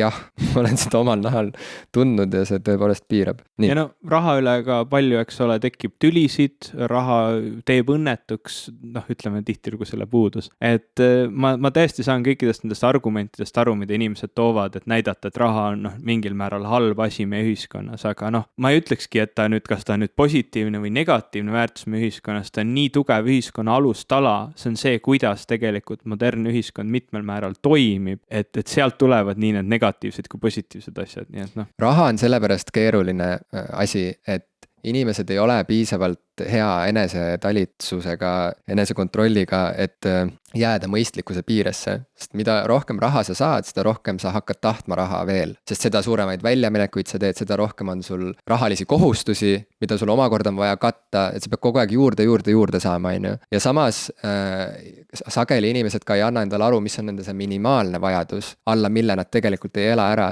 et tööturul tegelikult ju inimene ise peab ütlema, mis on tema väärtus ja see on üliimelik positsioon, milles olla, eriti kui sa oled tulnud otse koolist, et järsku seisab su vastas mingi lipsustatud firma ülemus, kes küsib, et nii, mis on sinu hind? Noh, et kuidas sa riputad endale hinnasilti külge, aga see teadmine tekib lihtsalt elades, kus sa nagu saad aru, et mis alla mille sa nagu ei saa hakkama nagu, et alla mille sa jääd kodutuks ja ei saa süüa, ei saa oma, ma ei tea, last panna kooli. Noh, et see tekib ajaga see teadmine aga selles raamistikus jääda mõistlikkuse piiresse selles mõttes, et mitte minna hulluks nagu raha kokku ajamisel, vaata, vaid et see tundlikkus, et tunda ära, et nüüd mul on piisavalt ja ma siit edasi ei hakka enam tõmblema nagu. Et selleni on väga raske jõuda, ma arvan, et väga vähesed inimesed suudavad olla mõistlikud rahaga, sest et jah, see ajab inimeste pead segi ja see ajab elud segi ja see on, sellepärast see ongi lõputu teema nagu armastus, nagu surm, see on üks neid teemasid. Keeruline. Ma võtan siit mõne natukene võib-olla lihtsama küsimuse. Võtame jälle Karlilt. Baranka, kas mooniga või ilma? Sööd sa barankasid? Võib-olla lasteaias sõin, kui oli veel rubla aeg, aga ilma moonideta, sest moonid, need ei anna barankale ju mitte midagi juurde. Ma mõtlen praegu, jäävad hamba vahele. Üritan meelde tuletada, barankad on need rõngikud, eks ole, need ümmargused kõvad saiad, nagu ponšik, ainult et kõva ja krõbe. Ja siuksed tillukesed käivad. Tillukesed, mitte sobivad sõrme otsa. Vist need suured, ma ei tea, kas neid ka võib-olla, aga mul kangastus silme ette ikkagi kohe nagu see, mis on nagu need kardinapuu rõngad, nagu umbes selle suurusega, siuksed õhukesed rõngad. Nagu ka juba see minu küsimus näitab, siis ma täpselt ei ole kindel, mis nad on ja järelikult ma ei söö neid väga tihti ega palju. Nii et ma ei oska öelda, kas nad on mooniga paremad või ilma. Võib-olla moon annab neile mingisuguse maitseelemendi juurde, mis teeb nad lahedamaks. Mul ei ole otseselt mooni seemnete vastu midagi. Nii et ütleme mooniga, Karl. Kuidas sina neid sööd? Piimaga võib-olla? Võtame veel ühe põhjapaneva küsimuse, enne kui meie ajud lõplikult läbi kärssavad. Võib-olla veel me suudame vastata sellele. Aga Triin küsib, oleks huvitav teada, millised ilukirjanduslikud teosed on teie maailmavaadet või elutunnetust muutnud, raputanud, näiteks 3 raamatut? Tead, see on kõige raskem küsimus. Sest küsimus puudutab just nimelt ilukirjandust. Täpselt. Ma loen väga vähe ilukirjandust, nagu laias laast väga vähe ilukirjandust. Aga praegu siin elektritoolis istudes sa pead nimetama 3 ilukirjanduslikku teost. No mis tulevad pähe pärast või ma analüüsida, miks just need tulid? No Hitchhiker's Guide to the Galaxy ilmselt on kindlasti siuke raamat ja ma juba korra mainisin, et see on tõesti ka minu huumorimeelt, eks ole, mõjutanud, see on mõjutanud minu arusaama mu maailmast, sest Douglas Adams oli sihuke kirjanik, kes võis kirjutada küll totaka ja lollaka raamatu mingitest kosmosetulnukatest, aga oskas sinna sisse põimida tegelikult väga siukseid põhjapanevaid mõtteid. Ja sealt läheb edasi keerukaks, sellepärast et kui ma hakkasin eile siin istuma ja vaatama, siis ma lihtsalt ei suutnud enam siukest raamatut väga leida, mis on tõesti mind mõjutanud, noh nagu isiksust. Ma võin tuua välja sinu raamatu, sinu see, mis selle eelmise nimi oli nüüd? Oi, see vist tõesti mõjutas sind nii põhjalikult, et koha peal Kehade mets. Kehade mets kindlasti oli selline raamat, mida ma lugesin õigel ajal. Noh, me oleme enam-vähem ühevanused ja sa ilmselt kirjutasid ta nii enda jaoks õigel ajal kui ka sinu vanuste lugejate jaoks, siis tuli seetõttu ka õigel ajal ja pani mõtlema mitmete asjade peale oma lapsepõlvest ja pani nagu ütleme asju võib-olla teise raamistikku panema, nii et noh, ma võin selle kindlasti oma top 3-s välja tuua ja kas ma suudan veel 3. siia juurde leida, on tegelikult täitsa nagu tõsine küsimus, et just ilukirjandus. Mis on sinu maailmavaadet või elutunnetust muutnud kaldkriips raputanud? Ilukirjandus, mida ma olen kindlasti lugenud päris mitu ilukirjanduslikku teost ja mul on kindlasti on neid raamatuid, mis mul on väga meeldinud, aga mille puhul ma lihtsalt ei saa öelda, et nad oleks raputanud. Ilukirjanduslik teos võib olla ka üheleheküljeline.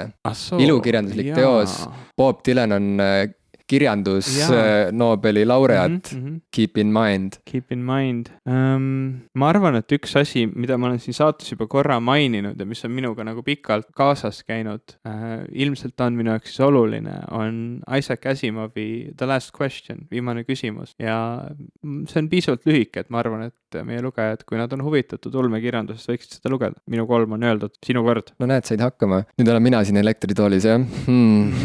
Okei, no ma juba mainisin tegelikult Chuck Palahniuki Fight Clubi ja võib-olla nüüd on siis mul võimalus nagu öelda, et miks just see, sest et tegelikult Fight Club ei ole mu lemmik Palahniuki teos. Miks ma siis seda mainisin? Põhjus seisneb selles, et minu tee kirjanduseni oli väga konarlik, ma terve põhi- ja keskkooli jooksul lugesin heal juhul läbi võib-olla 1,5 kohustuslikku kirjandusse kuuluvat raamatut. Mul oli suur tõrge kogu kirjanduse suhtes ja tegelikult Fight Club mõjutas mind esmalt filmina ja ma ei saanud isegi aru, mis minuga juhtus, aga midagi minus muutus pärast seda filmi. Ja alles hiljem, kui ma hakkasin seda muudkui käima kodus, kui ma videokasseti pealt vaatasin seda ühe uuesti, siis ükskord ma märkasin, et alguses näidatakse, kes on produtsendid, kes on olnud filmi režissöör ja siis tuli sinna tiiter, et based on a novel by Chuck Palahniuk. Ja ma ei saanud aru, et mismoodi siis, sest et selle hetkeni oli minu ettekujutus kirjandusest ikkagi väga-väga piiratud ja skeptiline, ütleme, et ma ei oodanud kirjandusest eriti midagi peale siukse nagu vaeva ja siis ma huvi pärast tellisin endale Fight Clubi romaani, et näha, et kuidas saab ühes romaanis teha seda, mida see film teeb siis nagu ekraani peal, on ju. Ja ma lugesin selle läbi ja see tegelikult oli minu jaoks värav kirjandusse, sest et ma nägin, et kirjandus on absoluutselt midagi muud kui see, mis ma arvasin, et see on, ma sain teada seda, et kirjandus ongi see koht, kus toimuvad need kõige põnevamad asjad selles mõttes, et kirjanduses on kõik võimalik. Ja seda on hiljem Chuck ise erinevates kohtades ka välja toonud, kuidas, et kirjandus on nii vaba maailm, et noh, näiteks kui sa teed, Game of Thrones, me oleme sellest mitu korda rääkinud, aga Game of Thrones on ju, kui nad tegid seriaali versiooni, siis muidugi see on väga vägivaldne ja graafiline ja kõik on nagu sihuke, et tundub, et see on nagu jälle samm edasi nagu, et meie ühiskondlik nagu taluvuspiir kogu aeg nihkub, aga ikkagi nad ei saanud kasutada tegelastena lapsi, kuigi Game of Thronesi ehk siis A Song of Ice and Fire'i saaga raamatutes need peategelased on lapsed, vähemalt siis, kui see lugu algab ja see teeb selle loo nagu eriti rängaks, et noh, põhimõtteliselt lapsed lähevad sõtta, lapsi tapetakse, lapsi, ma ei tea, seal tükeldatakse, on ju. Et see annab mingi hoopis muu kaalu sellele ja see minu arust eristab seda A Song of Ice and Fire saagat ka ütleme Sõrmuste isandast, kus nagu need vanused on noh, sellised ebamäärased, aga me nagu enam-vähem need asjad toimuvad nagu täiskasvanutega või noh, seal ei ole seda õuduse levelit juures, vaata, aga et kirjandus ongi jah, et kirjandus on see koht, kus kuna sa ei kasuta reaalseid inimesi, sa ei näita sa ei ekspluateeri kedagi, vaid need on nii-öelda sõnad paberil, siis sa võid tegelikult seal minna nagu nii kaugele ja nii sügavale, kui sa vähegi oskad või vajad. ja sellepärast oli huvitav ka kogu see diskussioon Untitled 12 ümber, vaata, et see oli mõnes mõttes jällegi sihuke checkpoint, et me terve ühiskonnana või terve siukse nagu kultuurina, ühte kultuuri kuuluvate inimestena pidime korraks nagu üle kontrollima, et kus see piir on, kas on olemas see piir kuskil ja nii edasi. Ja on ju selge, et kui Untitled 12-st oleks tehtud filmike, on ju, ei ole küsimust, et see, me oleksime peaaegu kõik olnud sellele vastu, et sa ei saa nagu võtta lapsnäitlejaid ja neid, on ju, teha seda kõike, mis seal oli kirjas. aga kirjandusteosena, et see on, saad aru, et kirjandus on kõige vabam, kirjandus ja muusika tegelikult võib-olla isegi, sest et muusikas ka, sa ei saa nagu keelata mingeid helisid ära, vaata. Aga kirjandus on tegelikult, öeldakse, et kirjandus ja muusika on nagu, ütleme, loomingu nagu kaks eri äärmust või midagi ja kõik kunstid püüdlevad muusika vabaduse poole või midagi sellist, aga selle vabaduse koha pealt mulle tundub, et kirjandus ja muusika on just nimelt ikkagi nagu väga lähedal teineteisele. Et see, kui kaugele sa saad seal minna, on täiesti up to you. Nii, aga teine kirjandusteos, mis on mu maailmavaadet, elutunnetust muutnud, miks mitte öelda Sõrmuste isand? Miks mitte, muidugi. Sest et tegelikult, kas mitte pole Sõrmuste isand mõnes mõttes nagu inimese fantaasia triumf selles mõttes, et vaata, kirjandus on sellepärast alati väga huvitav asi, et seal alati küsimus autorile on see, et kui palju on piisav, mis hetkest ma olen öelnud piisavalt, et lugeja saab siit juba ise edasi mõelda, sest et sa ei saa kunagi panna nagu kogu maailma või kogu mingit kogemust ühte teosesse, see on võimatu. Ja ma eriti teravalt kogesin seda siis, kui ma lugesin Dostojevski viimaseks jäänud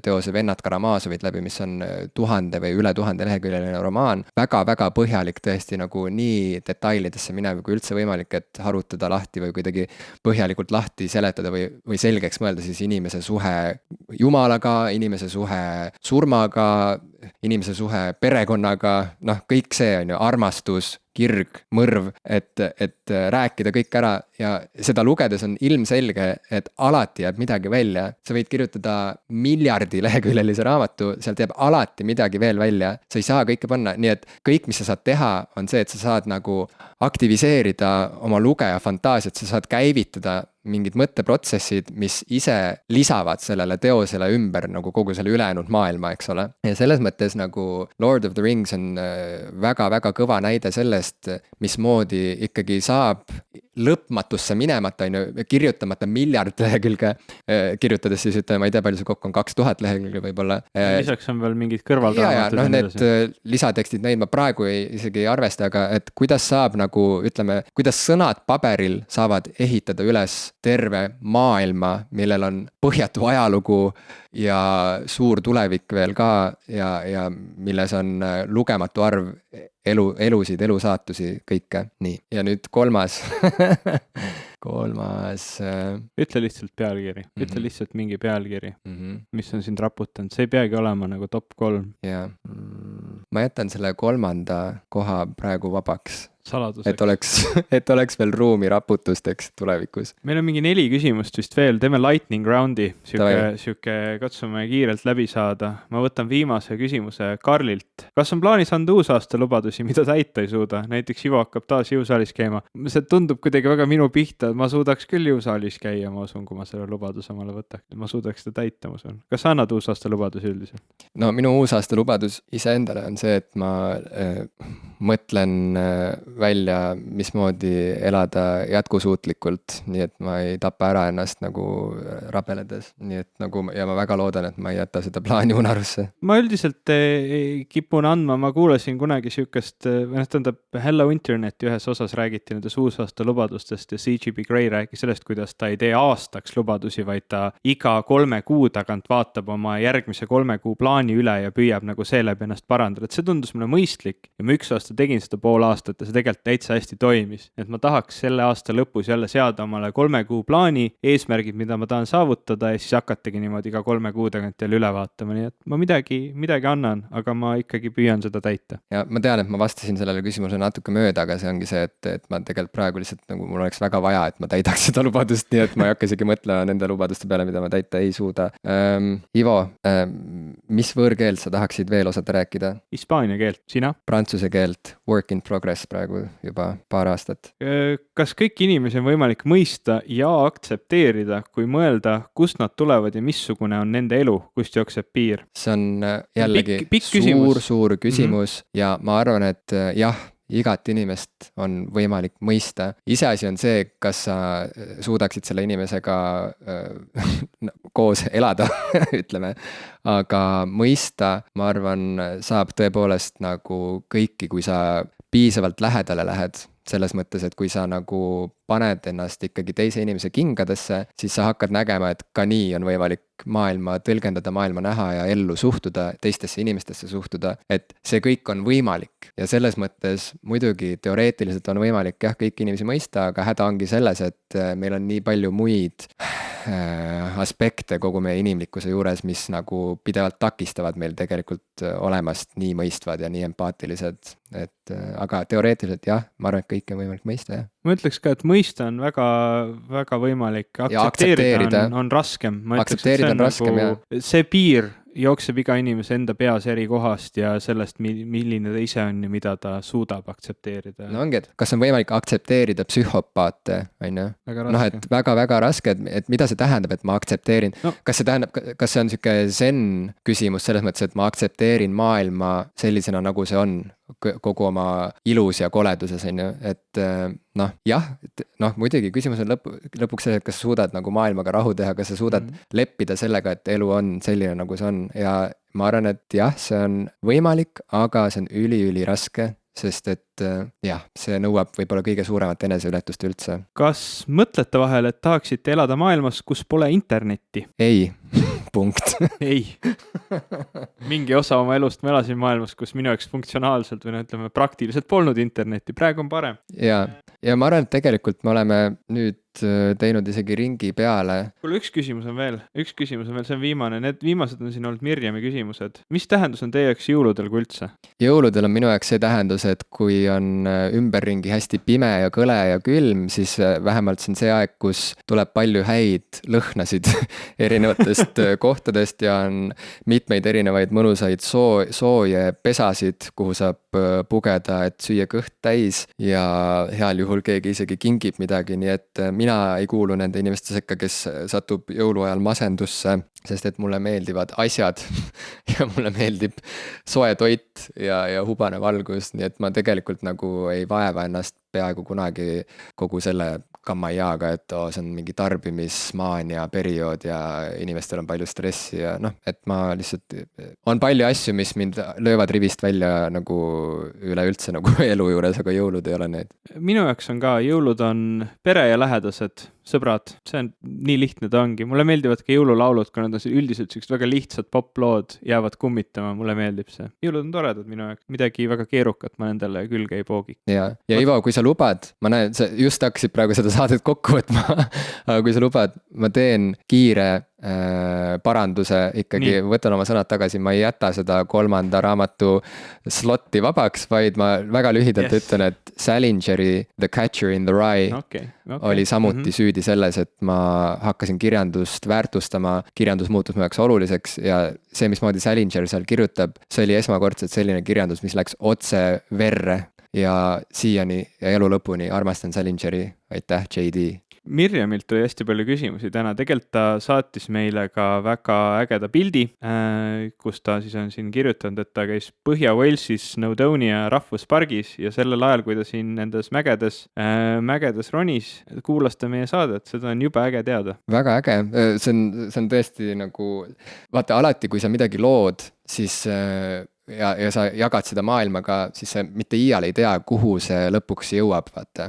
Et kes ja mis hetkel leiab üles su teose ja see on üks näide sellest, kuidas vahel su hääl võib jõuda lihtsalt nii ägedaid teid pidi kuskile, kuhu sa poleks eales oodanud, et keegi meid sellises väga ilusas looduskaunis kohas mägedes sinise taeva all rahvuspargis, eks ole, Põhja-Walesis, siis nagu, et me olime talle kaaslasteks. No see on üli tore.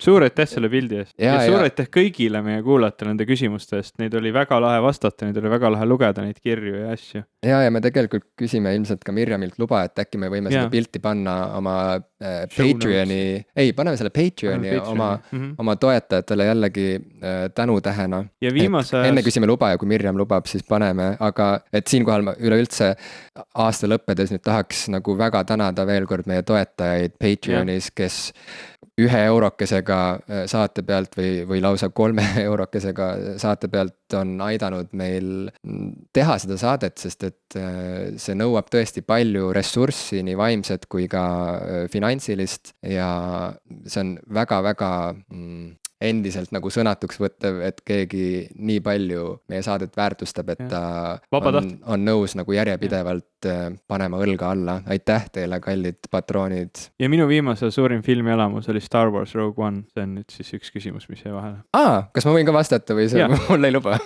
Kui see ei ole Rogue One, siis ei või. Okei, no siis jääb ära.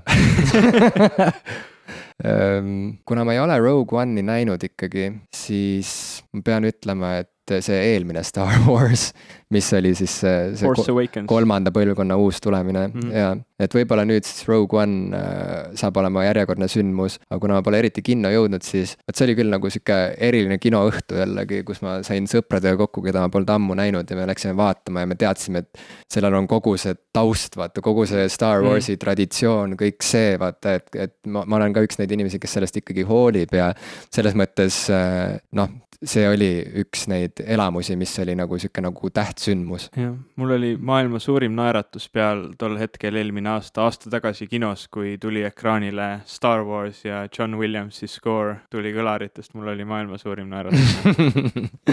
Nonii, aitäh, häid pühi, kohtume uuel aastal.